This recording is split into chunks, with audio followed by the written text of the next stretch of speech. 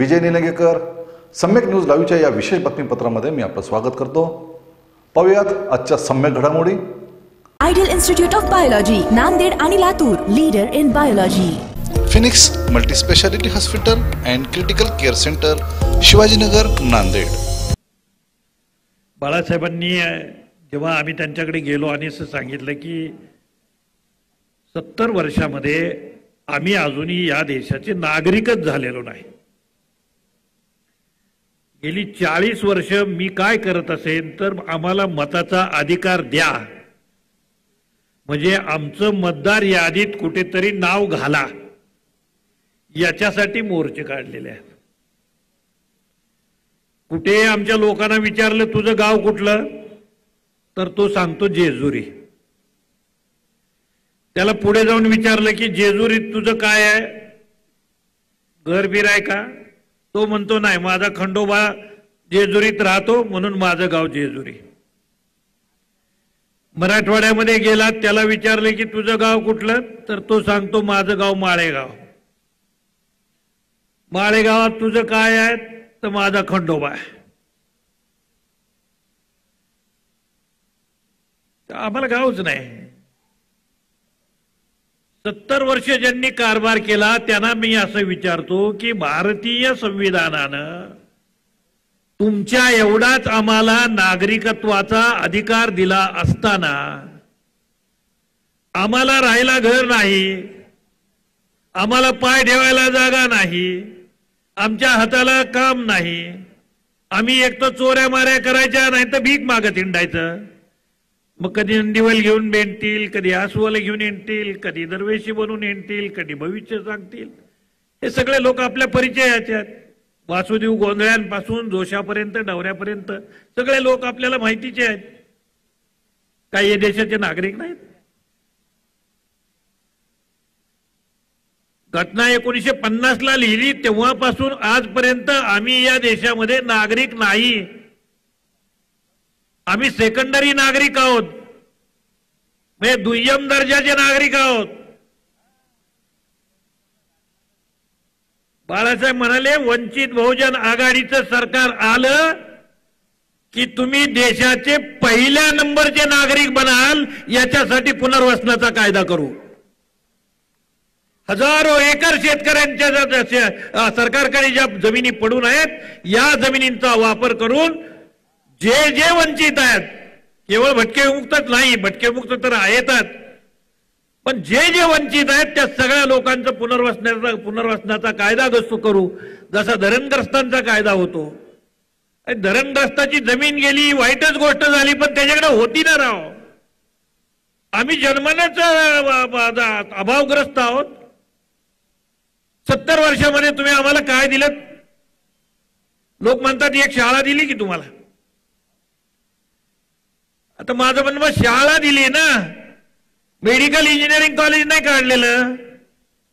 प्राथमिक शाळा आहे, माध्यमिक शाळा आहे, आणि तिथे काय 1000 मुलं पारधी, कंजरबाट, कैकाडी, माकडवाले, डवरी यांची शिकतायत.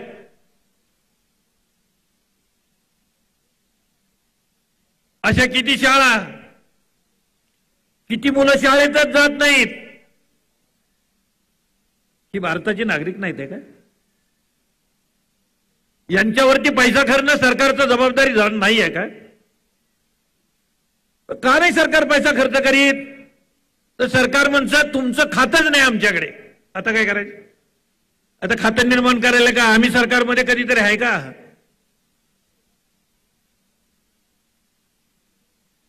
काही लोक म्हणतात तुम्ही होता की आमदार हो. म्हणजे मी आमदार होतो, पण आमदार असून करायचं काय? ती पोझिशन होती, पॉवर नव्हे. पॉवर ही गोष्ट वेगळी आहे. आता वंचित बहुजन आघाडीला तुम्ही सगळ्यांनी निवडून दिलात तर पॉवर मिळणार आहे. पॉवर वेगळी आणि पोझिशन वेगळी. आमच्या लोकांना पोझिशन देतात, पॉवर नाही. एकही माळी समाजाचा माणूस खासदार झाला नाही. एखाद दुसरा अपवाद असेल. एकही धनगर समाजाचा आमदार खासदार झाला नाही. आता आमच्यातल्या मोठ्या जाती, जरा बऱ्यापैकी मोठ्या जाती. 70 वर्षामध्ये एकही धनगर माणूस जर खासदार झाला नसेल तर पुढे कधी तो खासदार होणार आहे? तर त्याने दिल्ली बघायचीच नाही, पारधी दिल्ली बघत नाही, मला मान्य. पण धनगर समाज जो सायझेबल लोकसंख्येत आहे त्यानं का खासदार व्हायचं नाही? नाही होत आहे. शिंपी, साळी, कोळी, माळी, कुणबी, कोष्टी या ओबीसीतल्या जाती, भटक्या विमुक्तातल्या जवळपास 42-45 जाती, आम्ही कुणीही काहीही या देशाचं लागत नाही. म्हणजे आम्हाला काहीही नाही.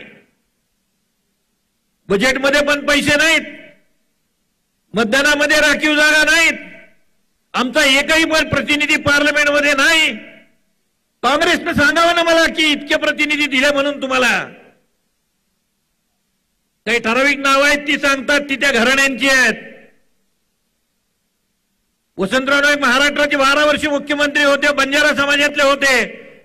पण बंजारा समाजाला काय मिळालं? नाईक साहेबांच्या बद्दल आम्हाला रिस्पेक्ट आहे, आदर आहे. पण त्यांच्याबद्दल आदर असला तरी सुद्धा महाराष्ट्र राज्याच्या तिजोरीमध्ये आमच्यासाठी काहीच व्यवस्था नाही. कसं चाललंय सरकार? आधीचं सरकार खराब होतं म्हणून नवं सरकार आलं.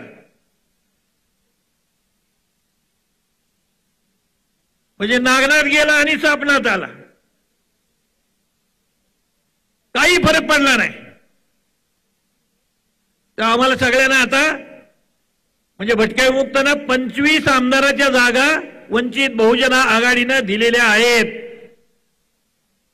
महाराष्ट्राच्या आणि देशाच्या इतिहासामध्ये असं कधी घडलेलं नाही. आम्हाला कधी निवडणुकीला पात्र मानलेलं कुणी नव्हतं. वंचित बहुजन आघाडीनं आम्हाला निवडणुकीला पात्र मानलं. 25 आमदाराच्या सीट आम्हाला मिळणार आहेत आणि आमची खात्री आहे की आमच्या ताकदीवरती त्या आम्ही निवडून आणू. 2 खासदार दिले, 100 आमदार धनगर समाजाला दिले. आज तागात कुठल्याही पक्षानं 100 आमदार धनगर समाजाला दिलेले नाहीत. कुठेतरी एखादी दुसरी. जर धनगर समाजाची ताकद मोठी असेल तर धनगर समाजाला 100 आमदार द्यायचं काम आम्ही केलं. आम्ही देणार 100 जागा त्यांना. माळी समाजाला जागा देणार. पहिला खासदार जाहीर करून टाकला माळी समाजाचा. आतापर्यंत 6 उमेदवार आम्ही जाहीर केले. 6ची 6 आमच्या सगळ्या वेगवेगळ्या समाजातल्या आहेत. माळी समाजातला आहे, धनगर समाजातला आहे, आमचा लबान बंजारा समाजातला आहे, मुस्लिम समाजातला आहे. म्हणजे आम्ही सगळ्यांना बरोबर घेण्याचा प्रयत्न करतो आहोत. सगळ्यांची बेरीज करायची आहे. पण एक गोष्ट करायची आहे, तिकीट नुसती देऊन चालायची नाहीत. मुस्लिमांचा कोणी खासदारच गेला नाही. आता परवा खूप लोकांनी नावं सांगितली, हा गेला तो गेला. अरे म्हणले 70 वर्षामध्ये हे लोक गेलेत, एका वर्षात नाही, एका निवडणुकीत नाही. जो मुस्लिम समाज आमच्या खांद्याला खांदा लावून रोज आम्ही एका जागेला राहतो, तो मुस्लिम समाज आणि आम्ही आज तागायत कधी एकत्र येत नव्हतो. ही इतिहासामधली पहिली गोष्ट आहे की लोकशाहीचं तळापर्यंत जाणं सुरू आहे. सोशलायझेशन त्याला म्हणतात. सामाजिकरण लोकशाहीचं चालू आहे आणि सत्ता पर्क्युलेट होऊन खाली गेली पाहिजे, हे यशवंतराव चव्हाण साहेबांचं स्वप्न होतं. काढून बघा चव्हाण साहेबांनी दिलेले आमदार, काढून बघा तुम्ही कुणाला दिल्या नव्हत्या त्यांनी आमदारक्या. अगदी शेतकरी, कष्टकरी, कामगार, स्टँड वरती पेपर विकणारा माणूस याला शोधून चव्हाण साहेबांनी उमेदवाऱ्या दिल्या. म्हणजे सत्ता खाली पर्क्युलेट होत होती. आज सत्ता पर्क्युलेट होते काय? सत्ता पर्क्युलेट झाली नाही. सत्तेनं ऊर्ध्वगामित्व स्वीकारलं आणि वरती निघाली. आज इतकी वरती गेलेली आहे की 50 एकर ऊस असलेल्या बागायतदाराला सुद्धा स्वतःचा उमेदवार उभा करता येत नाही, स्वतःला उमेदवारी करता येत नाही. 50 एकर ऊस असला तरी सुद्धा. याची हायजॅक केलेली संबंध लोकशाहीची पुन्हा जर आणायची असेल तर वंचित बहुजन आघाडीला पर्याय नाही. आणखीन काय उमेदवार आम्ही जाहीर करणार आहोत. आमच्या मित्रांना मी एवढंच सांगतो की बाळासाहेब आंबेडकर हे सोलापूर लोकसभा मतदारसंघातनं निवडणुकीला उभे राहणार आहेत. ज्यांना रोज चिंता वाटते त्यांची चिंता थोडीशी, त्यांचंही ब्लड प्रेशर वाढवतो. आणि त्यांना मी सांगतो की होय, बाळासाहेब सोलापुरातनं उभे राहणार आहेत, अकोल्यात उभे राहणार आहेतच.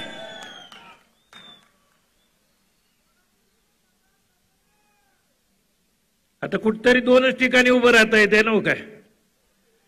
त्याच्यामुळे एक अकोल्याला आणि एक सोलापूरला 2 ठिकाणी ते उभे राहणार आहेत. आणि आम्ही त्यांच्या मागे त्यांना गळ घालून राहिलो की तुम्ही 2ही ठिकाणी उभे राहा, तुमचं 2ही ठिकाणी तुम्ही प्रचाराला येऊ नका, आम्ही जीवाचं रान करू आणि तुम्हाला पहिल्या क्रमांकानं राज्यामध्ये निवडून देऊ.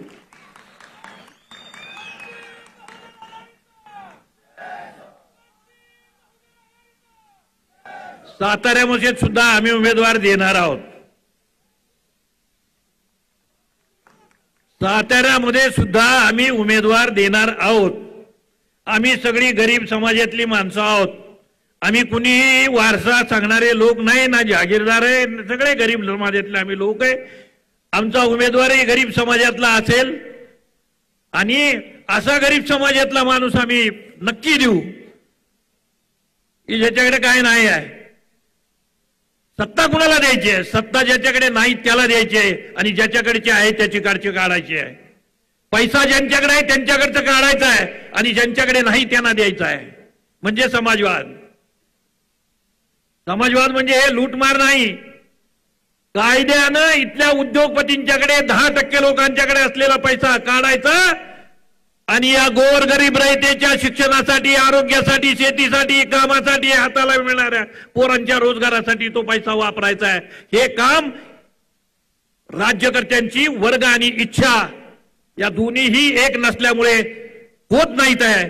आमच्या हातामध्ये सरकार देऊन बघा. आम्ही तुम्हाला एवढंच खात्रीने सांगतो की भांडवलदारांच्या हातातलं भांडवल हे गोरगरीब माणसांच्या हातात आल्याशिवाय आम्ही थांबणार नाही. सहकारी संस्था उभ्या केल्याशिवाय पुन्हा उभ्या राहणार नाही.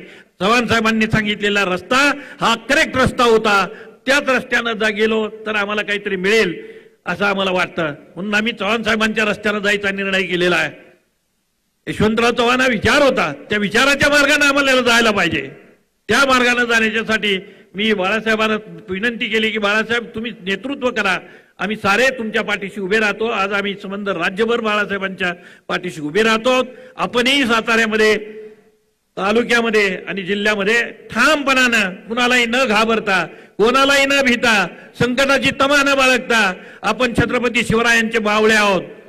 छत्रपती शिवराय हे कोणाचे कोणाही ते एका जाती धर्माचे नाहीत आहे. छत्रपती शिवराय आपल्या सगळ्यांचे आहेत. आपण छत्रपतींचे मावळे आहोत. मावळ्यांसारखे लढूया एवढंच सांगतो आणि थांबतो. जय भीम, जय भारत. पाहत रहा सम्यक न्यूज लाईव्ह. बातमी पाहण्यासाठी यूट्यूबवर सबस्क्राईब करा